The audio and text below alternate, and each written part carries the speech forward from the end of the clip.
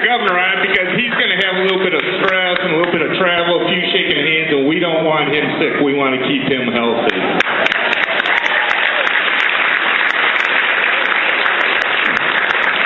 Diamond V was a leader in recovering our plant and headquarters from the worst natural disaster to affect our community, resulting in over $5 billion in damages. We committed no loss of jobs or paychecks to our employees during that flood of 2008. And in 2009, we built an additional manufacturing facility for Diamond V that we're standing in today.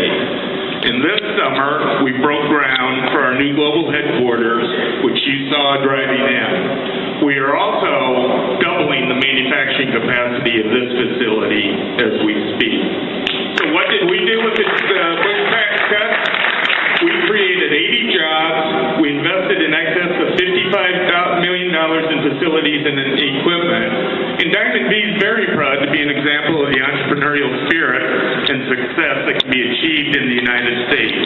Because Governor Romney is a successful businessman. I know he understands that for businesses to successfully compete in today's global economy, they need a low and competitive tax environment. They need fair and equitable regulatory environment and a non-intrusive federal government with leadership that provides clarity and certainty for businesses looking forward instead of confusion and uncertainty. This kind of environment will lead to further innovation, investment, and job creation in the United States. So it's with great pride and pleasure that I ask you to give a warm Cedar Rapids welcome to Governor Mitt Romney, candidate for President of the United States.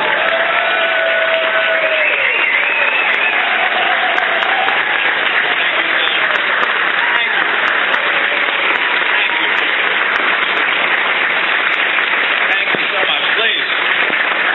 Thank you. Please.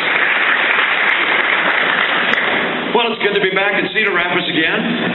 See some old friends here. Representative Renee Schulte is here, who helped me last time around, is doing so again, right here in the front row with the powerful lungs and enthusiasm to match. Joni Cedar, who I've known for some time. Everyone knows Joni in the community, and a lot of friends in the audience here. I know it's in the middle of the workday, so a lot of people can't get here, but those that have come, I really appreciate the chance to be with you.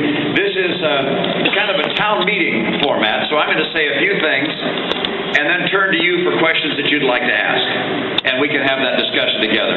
I'm going to begin by introducing the people behind me, who are much more interesting and better looking than I am. My wife of 42 years, Ann, almost 42 years.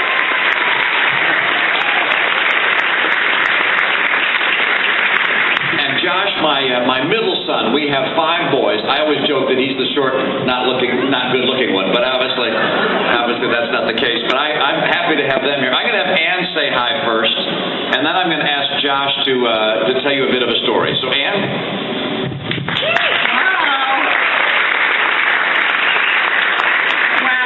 Cedar Rapids, and Joni, we love you, and we know your husband's ill, and we are just right here, hoping all is going to go well. We are here, and there's a debate tomorrow, and here we go again. I feel like this is an exciting time. I think people are starting to pay attention, and I hope they do, because they've got to figure something out, and that is, if Mitt Romney wins, America wins.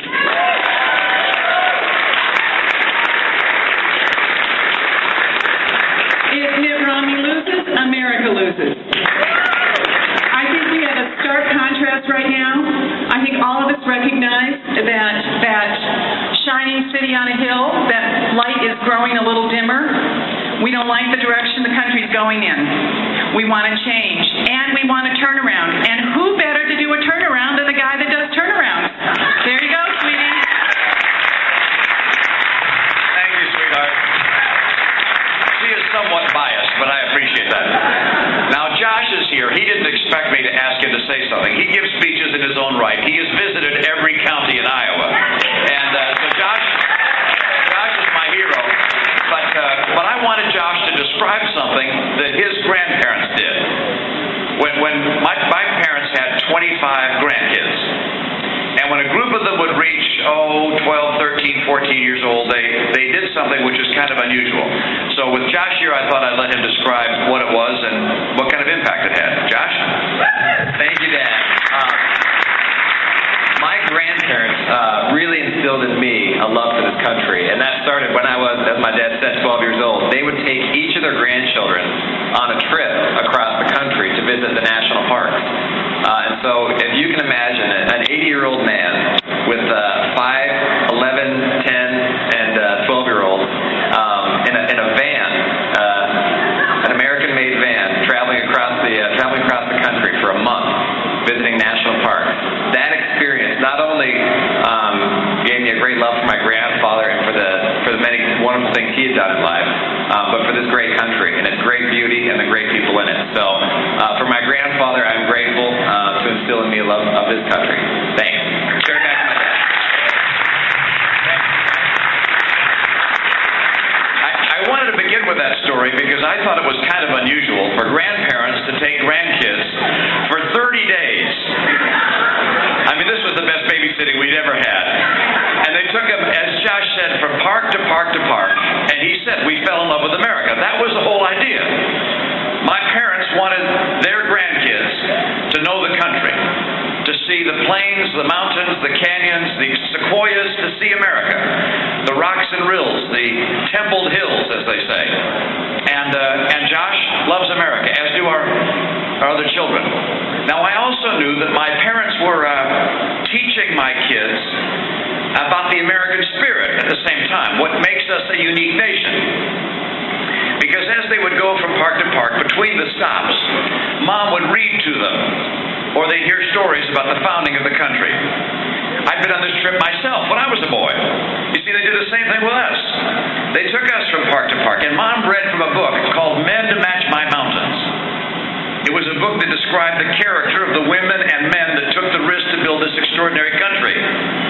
Just a week ago, a columnist in the New York Times, I don't always read the New York Times, but I happened to read this column, and the columnist said that America was founded as a merit-based society, that this was a country where individuals who pursued education as much as they could and worked hard and were willing to take risks would be able to create enterprises that would lift them and provide rewards for them and lift the entire nation. And that's what happened. I mentioned the name of that book, Men to Match My Mountains, that my mother read to us from. Actually, the title of the book was taken from a poem. And the poem was written by a poet back in the 1800s who was trying to describe the nature of the people that would make America, America.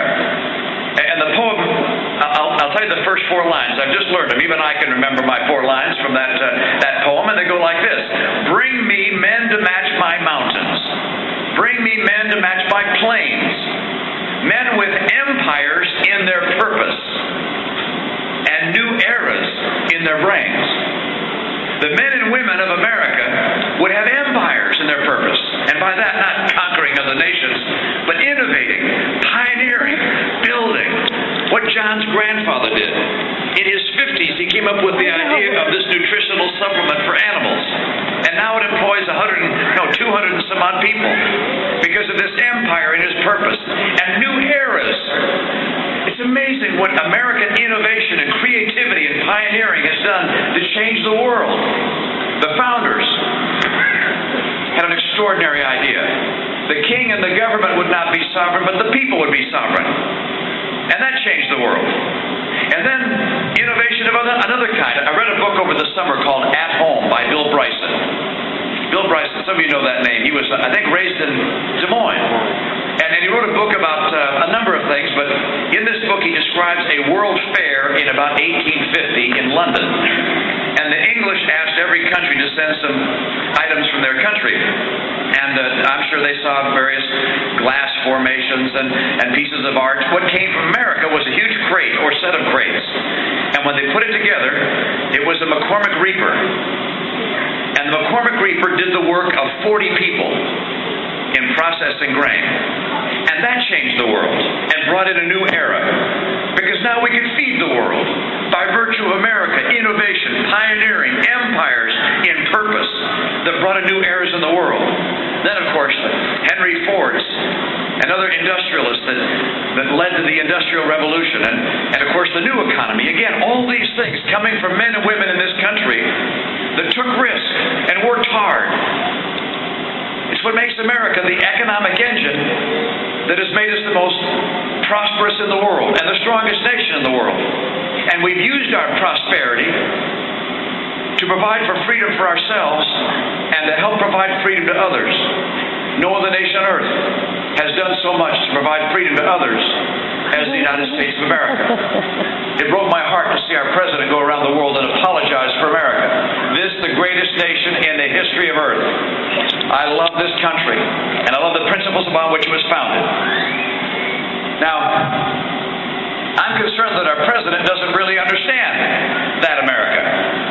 I'm concerned that our president means what he says he wants to fundamentally transform America. There's nothing wrong with America that needs transforming. I want to restore America. I want to turn around America.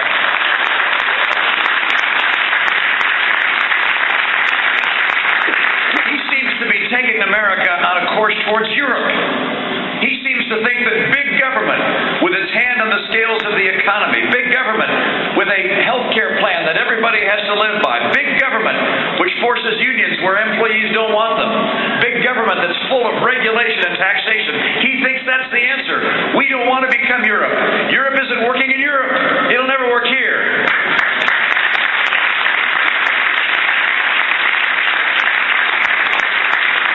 We need a president that doesn't want to make us more like Europe.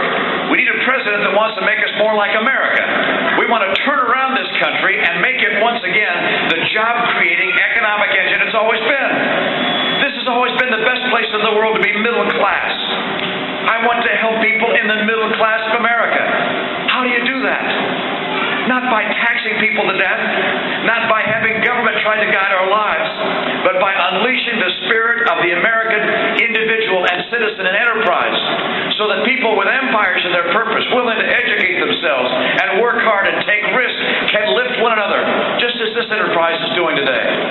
I love the spirit of this country. I love what I learned with my parents as I was going from park to park.